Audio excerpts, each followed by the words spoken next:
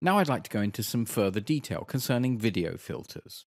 And to do this, I'll use a monotone filter on my clip. And if the clip is marked, I can use the filter by dragging and dropping it onto the info palette. As you can see, the filter is then automatically used on the selected clip. If we look at the info palette in some more detail, we can see that there is a small tick box here for each of the items. And if I deselect this tick box, then the monotone is removed temporarily. This is a rather nice method with which to compare the filtered and the non-filtered version of a clip.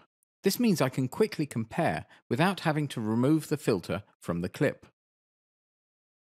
I will, however, remove it for now because I'd like to show another filter.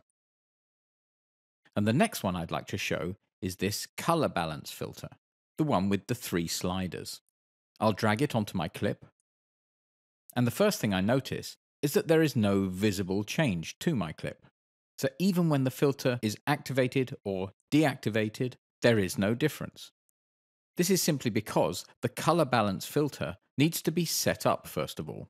And to adjust the settings for this filter, I have to select it, and then I have to open the editing dialog for this filter. And I can do that with this button here. This window appears, and I'll just adjust that in size so that we have a better view. I don't need the lower region to start with, as that doesn't interest us for now. And in fact, all I really need to be able to do now is adjust the sliders at the top. And now we'll adjust some things. For example, I'll adjust the brightness with this slider. And obviously, this simply adjusts the brightness of the images. A change will only be seen when I move the slider from its 0 position. We also have a slider for chroma, which is the intensity of color, and a contrast slider to adjust the contrast of the images.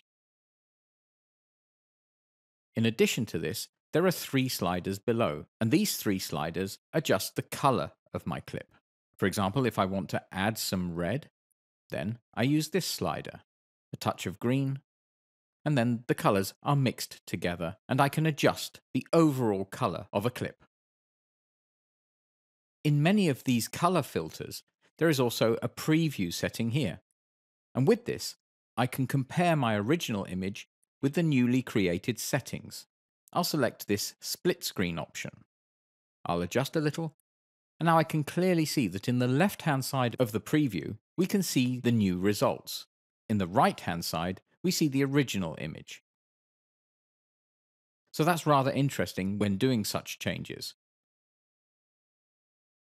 For example, if I adjust the brightness or the contrast, then I can compare it instantly with the original image.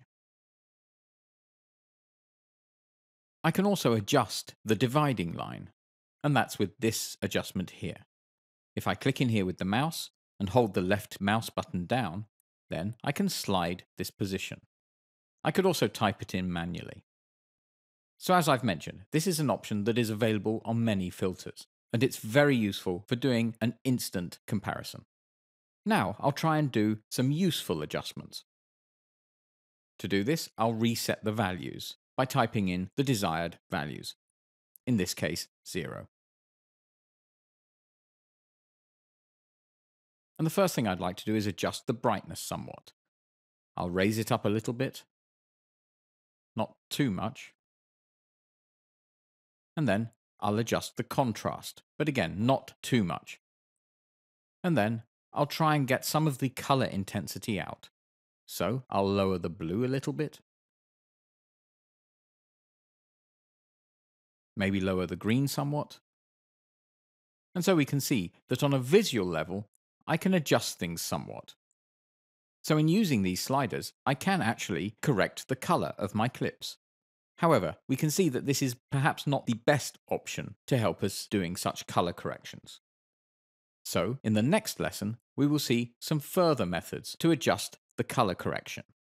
I'll confirm with OK, and I'll leave this filter for now.